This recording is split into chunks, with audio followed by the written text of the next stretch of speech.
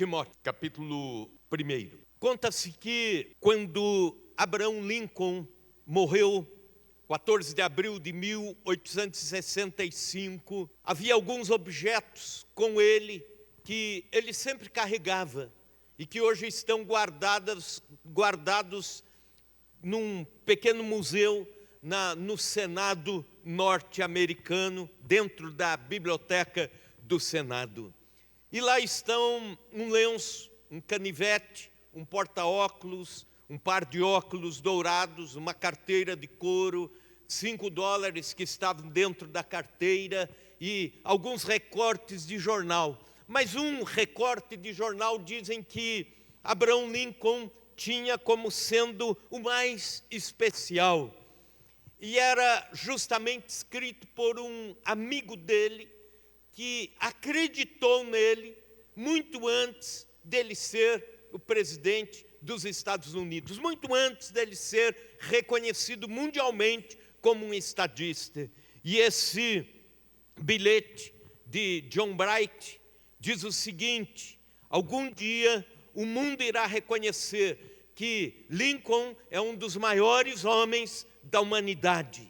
Pois bem, e naquele tempo, quando esse jornal foi editado com essas palavras do seu amigo, Lincoln ainda não estava no poder, não era conhecido, mas ele guardava isso com muito carinho. E dizem que Lincoln, nos momentos difíceis, olhava para aquele recorte de jornal, lia novamente aquele recorte de jornal. Pois bem, guardem essa cena na mente de vocês. E agora vamos para uma outra cena. Um homem que deu a vida pela pregação do Evangelho na Ásia Menor. Um judeu que agora já está velho, abatido, quem sabe adoentado, quase cego, numa masmorra, isto é, numa prisão inferior, a pior das prisões, guardado por guardas que ficavam ali, guardando um prisioneiro que não tinha mais nem forças para sair da prisão. Mas lá estava Paulo, o apóstolo, aguardando a sua execução. Quem sabe já julgado, aguardando o momento em que deixaria esta vida para o seu encontro com Deus. E de repente, aquela prisão que ficava ali a mais ou menos 3 metros para baixo do solo, no subsolo, um lugar fétido, um lugar úmido, um lugar de doenças e com uma pequena abertura, e de repente alguém desce uma escada por aquela abertura e diz: Paulo, está chegando aqui um amigo para visitá-lo. E quando esse amigo vai descendo, ele reconhece o seu amigo Onesíforo. Você já ouviu falar deste nome? A gente prega sobre tantos personagens bíblicos. Se falasse sobre Daniel, sobre Davi, sobre Jonas, quem sabe as crianças pequenininhas já saberiam das historinhas bíblicas. Mas há alguns personagens na Bíblia que deixaram uma grande história, um grande legado, e a gente não dá muita importância para eles. Mas o Onesíforo desce ali e diz: Paulo, eu estou aqui, eu vim te ver. E quem sabe, imagino, isso não está na Bíblia, mas Onesíforo trazendo presentes para Paulo, trazendo frutas, trazendo algo para comer, algo para beber, quem sabe um queijo fresco, para dizer: Paulo, isso aqui é minha família que está mandando para você. Pois bem, e essa cena é justamente a cena sobre a qual repousa tudo aquilo que vamos falar nesta noite. O nome Onesíforo significa portador de benefícios. O nome Onesíforo, no grego, a língua do Novo Testamento, significa aquele que traz coisas boas. E esse foi realmente alguém que honrou o seu nome. Este foi alguém que realmente faz jus ao seu nome. E agora então eu quero que você, irmão e irmã, leia comigo estes versículos. 2 Timóteo, capítulo 1, versículos 15, indo até o 18. Estais ciente de que todos os da Ásia me abandonaram. Dentre eles, cito Fígelo e Hermógenes. Conceda ao Senhor misericórdia à casa de Onesíforo, porque muitas vezes me deu ânimo e nunca se envergonhou das minhas algemas. Antes, tendo ele chegado a Roma, me procurou solicitamente até me encontrar. O Senhor lhe conceda naquele dia, falando do dia final, do dia do Senhor, o dia da manifestação da justiça do Senhor, conceda ao Senhor naquele dia achar misericórdia da parte do Senhor. E tu sabes melhor do que eu quantos serviços me prestou ele em Éfeso. Pois bem, o apóstolo Paulo, por vezes em suas cartas, revela a capacidade de reconhecer o valor das pessoas que passariam desapercebidas pela história do cristianismo, se não fosse esse dom muito especial do apóstolo Paulo de enxergar valores nas pessoas e potencializá-los e até registrá-los nas suas epístolas, de uma forma ou de outra. Aqui, por exemplo, em forma de uma saudação, de um reconhecimento a este homem.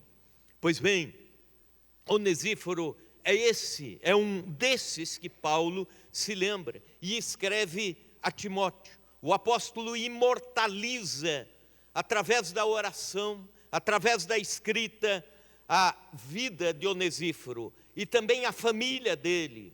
Ao escrever para Timóteo, seu filho na fé, seu filho de ministério, ele homenageia Onesíforo, mas também eu imagino que Paulo está dando um alerta ao ministério de Timóteo, que é um jovem pastor, dizendo: olha, vamos olhar Onesíforo com honra, mas também quero fazer menção a dois que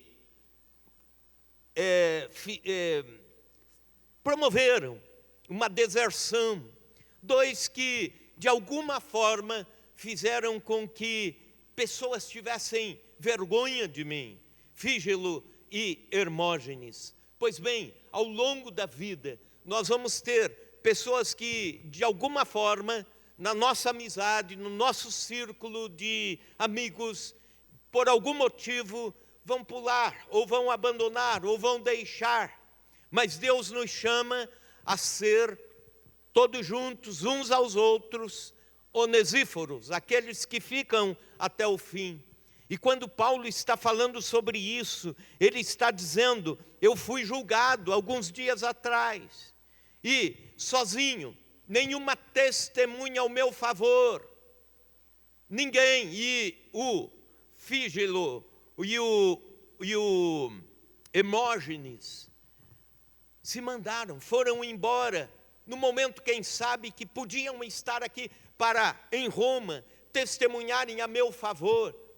E talvez eu não estivesse aqui nesse momento, nessa cela, se tivesse algumas amizades ficado até o fim. Mas, quando ele fala de Onesíforo, ele fala com honra, um amigo. E por que ele fala dessa forma? Por causa de 3 características de Onesíforo. Primeiro, um amigo encorajador. Versículo 16. Veja comigo: conceda ao Senhor misericórdia à casa de Onesíforo, porque muitas vezes me deu ânimo e nunca se envergonhou das minhas algemas. Paulo aponta a razão do seu amor por este homem e por sua família. Muitas vezes me deu ânimo e nunca se envergonhou das minhas algemas. Conhecendo a dura e arriscada rotina do apóstolo Paulo, descrita sempre pelas algemas, ele sempre faz questão de dizer minhas cadeias ou minhas prisões e minhas algemas. E quando ele fala assim, todos já sabem, ele está falando do sofrimento dele. Pois bem, ao longo da vida nós encontramos pessoas que são desanimadoras. E basta estar junto para você, dali um tempo, sair meio de cabeça baixa. Já viu aquela pessoa assim? Começa a conversar com você, conversa 10 minutos, mas deu a impressão assim que foi 2 horas de conversa. Parece que você sai com um peso assim, de perto, e não consegue explicar. Tem gente que é desanimadora. Já viram gente assim? Aqui em Chapadão não tem, né? Eu sei que não tem. Só lá em São Félix do Xingu, para lá tem. Mas tem gente que, de repente, você diz assim, olha, estou com um problema aqui, uma tosse e tal. Aí o cara diz assim, ó, se cuida porque eu tive um tio que morreu disso, hein? Aí você já fica meio encolhido. Então o cara está lutando com a saúde, procurando melhorar, perder peso. O cara diz, ô, você está gordinho, hein? Tá engordando mais. Gente desanimadora. O Onesíforo era alguém que trazia ânimo. Seja assim. Traga ânimo para as pessoas. Traga ânimo para os irmãos da igreja. Traga ânimo para aqueles que estão servindo ao Senhor. Traga ânimo para os seus colegas de trabalho. Traga ânimo para os seus familiares. Não esqueça do significado do nome. Portador de benefícios. Portador de coisas boas. E esta palavra ânimo, no grego, no original deste texto, significa refresco. Em outras palavras, Paulo está dizendo o bom ânimo, o bom humor, o bom afeto deste amigo me traz refresco. Me traz refresco. Envolve-me com o ar mais fresco. E foram muitas vezes que Paulo ressaltou que Onesíforo o encorajou. Seja Onesíforo na vida de pessoas, com bom humor, com a alegria, com o bom ânimo, com a acolhida, com a hospitalidade, com um momentozinho de tereré, ou então cortando uma melancia e dando risada e conversando. Às vezes a gente pensa que os amigos só devem vir na nossa casa quando tiver um banquete de aniversário, de casamento. Não. Coisas poucas assim podem produzir momentos gostosos de comunhão, de alegria. Chame o irmão da igreja para tomar um cafezinho, bater um papo, orar junto, dar risada junto. Seja um Onesíforo, um amigo encorajador, mas também um amigo presente. Veja o versículo 17. Antes, tendo ele chegado a Roma, me procurou solicitamente até me encontrar. Onde Onesíforo morava? Em Éfeso. Provavelmente conheceu Paulo lá enquanto Paulo evangelizava em Éfeso e plantou uma boa igreja em Éfeso. Mas agora Paulo está preso em Roma, a capital, a maior cidade do mundo. E Onesíforo vem do interior de Éfeso e chega a Roma, e ele não sabe onde vai encontrar Paulo, mas tem que encontrar Paulo.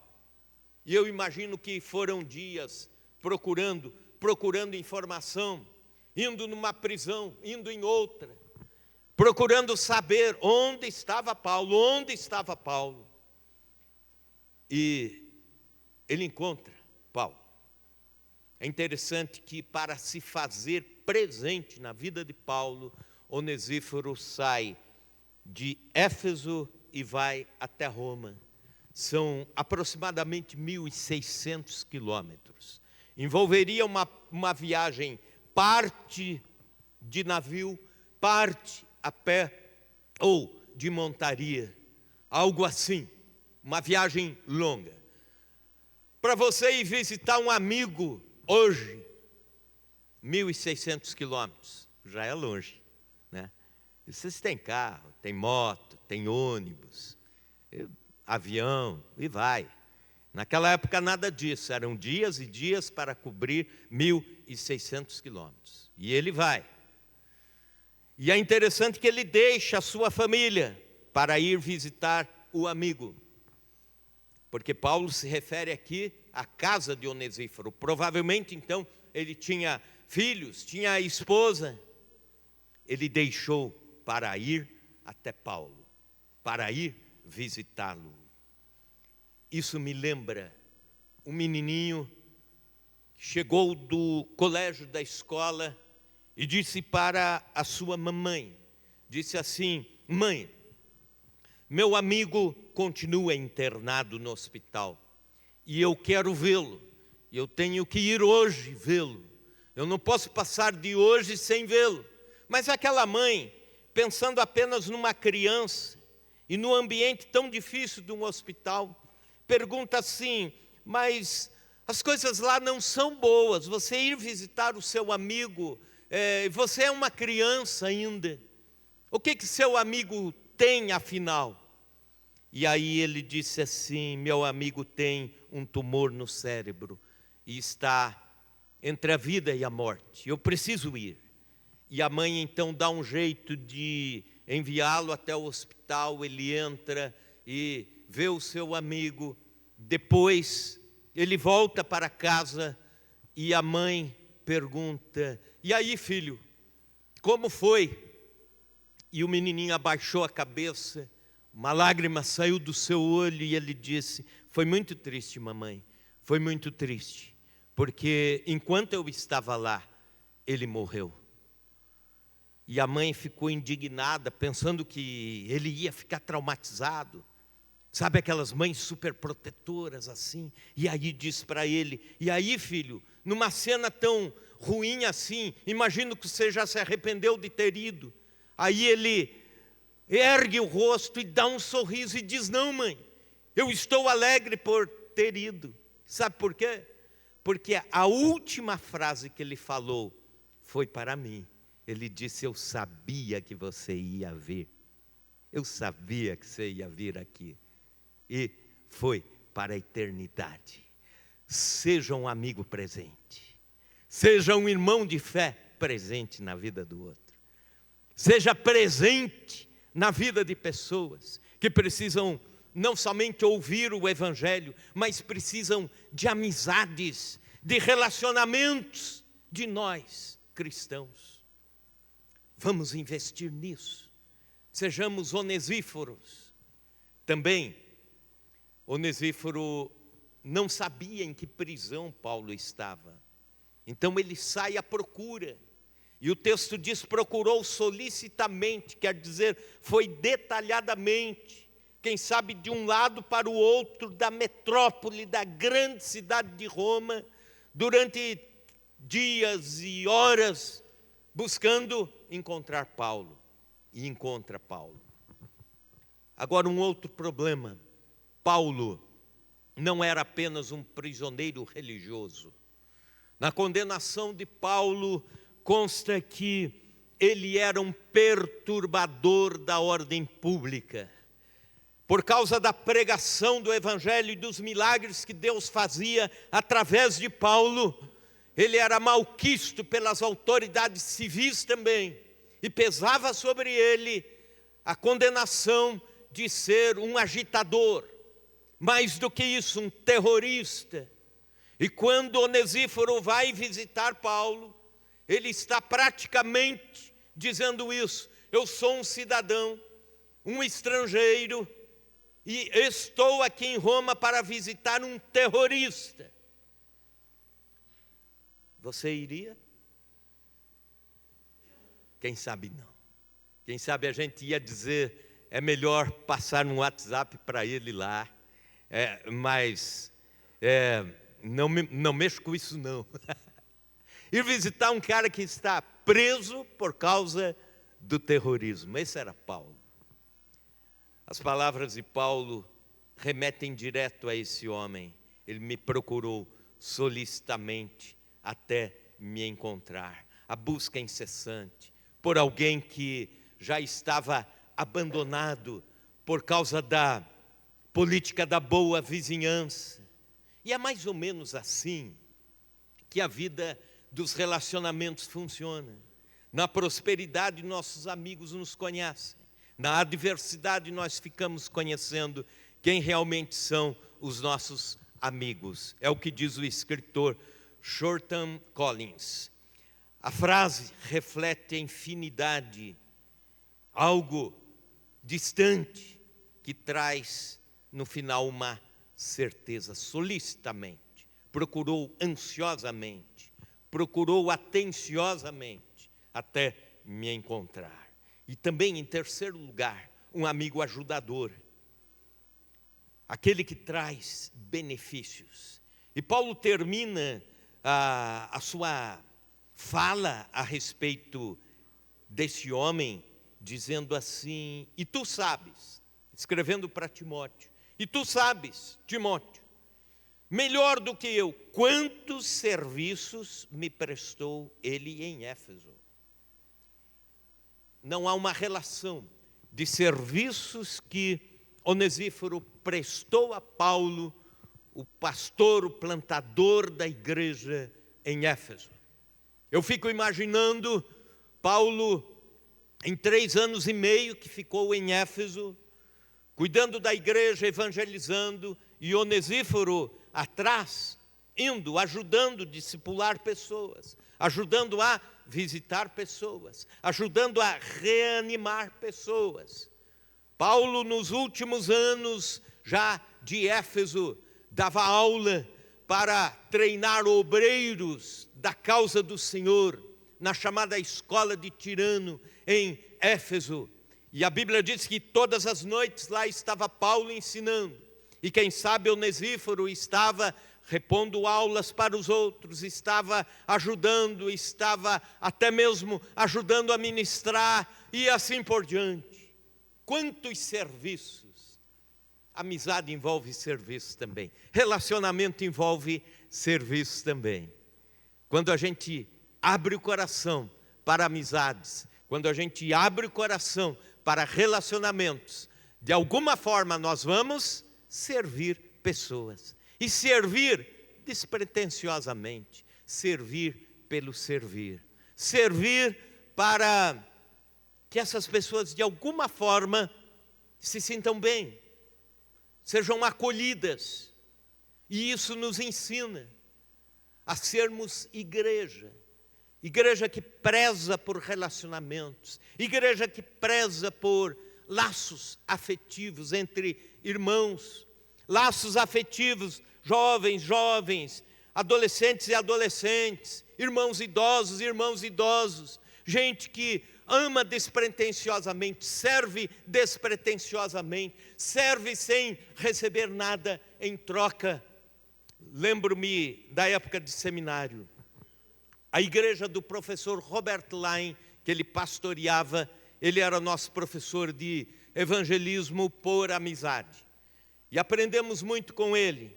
E ele disse: nossa igreja agora está trabalhando com grupos familiares. Então, existem grupos onde irmãos e irmãs vão durante a semana. Esses grupos recebem pessoas não crentes também, e pessoas que são ministradas e assim por diante. Aí ele contou a história de uma dessas famílias que abriu a sua casa para o serviço de Deus e para o serviço em prol dos relacionamentos que traria salvação a outras pessoas. Algo mais ou menos como são as nossas células ou os nossos grupos de discipulado.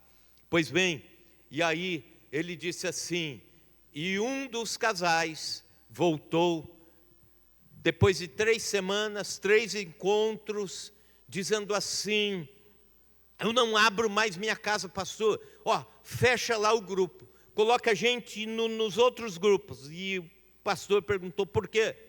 Aí ele falou assim: porque enquanto eu estava ministrando, a família que foi levou duas criancinhas assim que eram verdadeiros furacões, né? E quando eu olhava para um lado, um estava com o tênis embarrado, pisando em cima dos sofás. Quando olhava para o outro lado, estava o outro pendurando numa cortina assim, vindo correndo e fazendo igual o Tarzan assim, na cortina. Ele falou: não tenho mais como, pastor, na minha casa não dá. Pois bem, dali algumas semanas, aquele mesmo casal voltou e disse: pastor, abro de novo a minha casa. Sabe por quê? Aquela família que traz os dois pestinhas deu um testemunho maravilhoso. Eles disseram assim: olha, nós encontramos Jesus através de você. Nós aprendemos a ser família através das ministrações de vocês. Nós estamos agora frequentando a igreja porque vocês nos acolheram. E nós queremos, pastor, nem que a gente fique sem cortina, nem que a gente fique sem sofá, mas vamos salvar essas almas. E aí foi aquela alegria. Nós precisamos de gente que sirva, gente que esteja servindo ao reino, gente que seja Onesíforo em Éfeso. E outra coisa, Éfeso, finalizando, quando lemos a carta de Paulo aos Efésios, quantos ensinamentos edificantes. O João Calvino chama de a pérola das epístolas. Éfeso, mas custou muito para Paulo abrir aquela igreja em Éfeso, porque era uma cidade idólatra, perversa. Era chamado de o celeiro mundial da idolatria da época. Era o lugar de perversidades morais. Era uma cidade onde havia templos de adoração a divindades ligadas à imoralidade, ao ocultismo. E lá estava Paulo, e junto com Paulo, o Onesíforo evangelizando, o Onesíforo servindo. E é por isso que ele termina dizendo: quantos serviços me prestou em Éfeso. Quem sabe fosse mais fácil para Onesíforo ser um serviçal para o reino de Deus e um amigo de Paulo numa cidade melhor, uma cidade já evangelizada, uma cidade onde Cristo já é pregado, uma cidade cheia de igrejas assim, que você pode até escolher, dizer: olha, para cá, para esse lado aqui já está bastante igrejas, vamos abrir uma para lá e tal. Não, era só idolatria, perversão, imoralidade. Os filósofos da época, alguns deles estavam lá em Éfeso, alguns deles estavam espalhando algumas filosofias também que eram absolutamente contrárias ao Evangelho de Cristo. É nesse clima que está Onesíforo ali, servindo, trabalhando, ajudando. Finalizando, o que isso produz em nós? Em primeiro lugar, quando eu leio sobre o Onesíforo, eu sinto um puxão de orelha de Deus aqui na minha orelha, porque eu preciso ser mais Onesíforo. Eu preciso semear e trabalhar por mais relacionamentos saudáveis. Eu preciso servir mais. Eu preciso pregar o Evangelho não só com palavras, mas com o serviço e a amizade, com o abraço, a hospitalidade, a acolhida, o sorriso. Eu preciso ser mais Onesíforo. Nós precisamos ser mais Onesíforos. E outra coisa que me ensina, em algum momento da vida, todos nós precisamos de Onesíforos. Então não feche seu coração quando alguém ligar assim: ó, quero te fazer uma visita. Diga: ó, beleza, vamos sim. Ou então: olha, vamos conversar e orar juntos, vamos. Vamos tomar um tereré juntos, vamos. Vamos tomar um chimarrão agora no frio. Vamos. Todos nós precisamos, todos nós em algum momento somos como Paulo precisando do Onesíforo. E todos nós em algum momento somos Onesíforo para algum Paulo que está precisando da gente. Amém?